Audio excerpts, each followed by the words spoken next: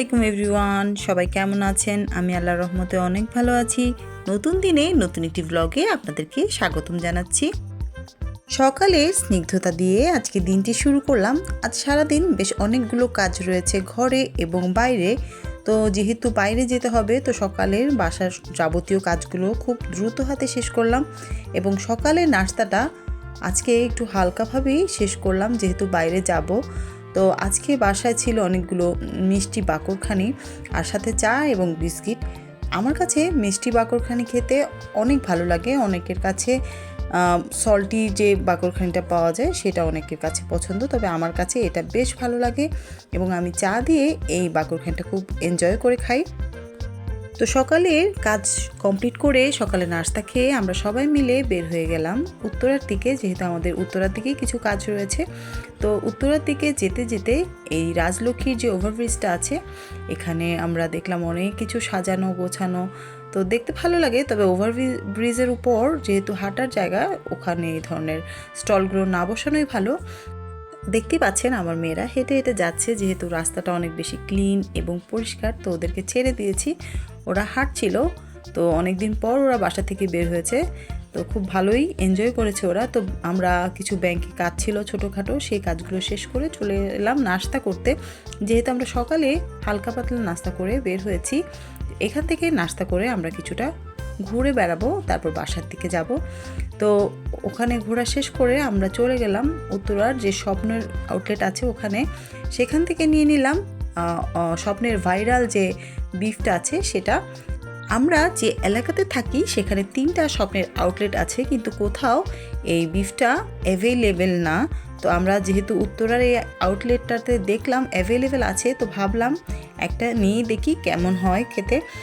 তো আমরা এখান থেকে 2 প্যাকেট বিফ নিয়ে নিয়েছি, আর সাথে শীতকালীন কিছু প্রোডাক্ট, যেহেতু প্রায় শীতের আগমনী বার্তা চলে এসেছে এবং অনেকটা বিকেলের পর থেকে অনেকটা শীতটা ফিল করা যায়।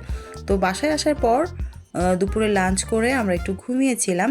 তো আমার মেয়ে আমাদের জন্য স্পেশাল করে চা তৈরি করেছে সবার জন্য।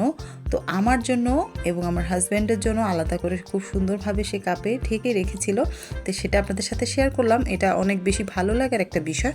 এই তো সেদিন আমার মেয়েটা হাঁটি হাঁটি পা করে পুরো ঘর হেঁটে বেড়াতো, দুষ্টুমি করতো। আর এই মেয়েটা এখন এত বড় হয়ে গেছে মাশাআল্লাহ, আমাকে এখন চা তৈরি করে খাওয়ায়। তো অনেক বেশি ভালো লাগার ছিল এই ফিলিংসটা, তো আপনাদের সাথে শেয়ার করলাম। তো চলে আসলাম একটা রান্নার রেসিপি করতে। এটা খুব মজার একটা রেসিপি আমি সেদিন করেছি এবং আমার হাজব্যান্ড আমার ফ্যামিলি মেম্বাররা অনেক পছন্দ করে খেয়েছে। এটা হচ্ছে পোড়া মশলার একটা চিকেন। তো সবগুলো মশলাকে এভাবে চুলায় আমি তাপ দিয়ে পুড়িয়ে তারপর এটা দিয়ে আমি চিকেনটা রান্না করব। আমরা চিকেন সবসময় একই রকমভাবে একই রকম মশলাতেই সবসময় তৈরি করি, দেখা যায় এই একই রকমভাবে চিকেন খেতে খেতে টেস্টটাও আমাদের কাছে একঘেয়েমি মনে হয়। এভাবে কখনো চিকেন রান্না করে দেখবেন, অনেক বেশি টেস্টি হয় এবং অনেক বেশি ফ্লেভারফুল হয়, টেস্টটাও অনেক বেশি চেঞ্জ মনে হয়। তো আমার কাছে এই রেসিপিটা অনেক বেশি ভালো লেগেছে এবং আমি চিকেনটা তৈরি করেছি আমার ফ্যামিলির সবার জন্য, ওরা বেশি খুব পছন্দ করে খেয়েছে। অনেক বেশি ফ্লেভারফুল এবং অনেক টেস্টি লেগেছে আমার কাছে এই পোড়া মশলার চিকেনটা।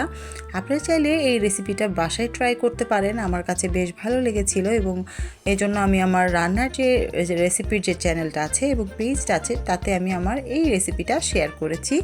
আমার কাছে এবং আমার ফ্যামিলির কাছে বেশ ভালো লেগেছিল এই পোড়া মশলার চিকেন। এটা আপনারা চাইলে নর্মালি ভাতের সাথেও খেতে পারেন অথবা পোলাও অথবা খিচুড়ি।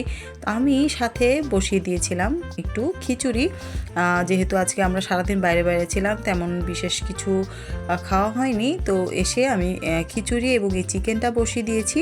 আর সাথে ছিল আমার বাসার জাতীয় খাবার আলুর চপ। যারা আমার ব্লগগুলো দেখেন তারা জানেন আমার বাসায় ভালো খাবার রান্না করলেই সাথে আলুর চপ মাস্ট থাকতে হয় এবং সবসময় আমার করতে হয় এবং দেখা যায় বেশিরভাগ সময় আমার ফ্রিজে ফ্রোজেন করা আলুর চপ থাকে। তো এই এত সব মজার খাবারের সাথে আচার না হলে কি হয়, সাথে রয়ে গেল আমাদের জলপাইয়ের কুচো করা রোদে দেওয়ার ঝামেলা ছাড়াই একটা শুকনো আচার। এই আচারটা অনেক বেশি টেস্টি। সেদিন আমি করেছিলাম এবং ওটা প্রায় শেষের দিকে, তো আবার নতুন করে বানাতে হয়েছে। তো আমার আজকে সারাদিনের ব্লগটি আপনাদের কাছে কেমন লাগলো আশা করছি জানাবেন। সবাই অনেক বেশি ভালো থাকবেন, সুস্থ থাকবেন। নতুন কোনো দিনে নতুন কোনো ব্লগ দেখার আমন্ত্রণ জানিয়ে আজকে এখানেই শেষ করছি। আল্লাহ হাফেজ।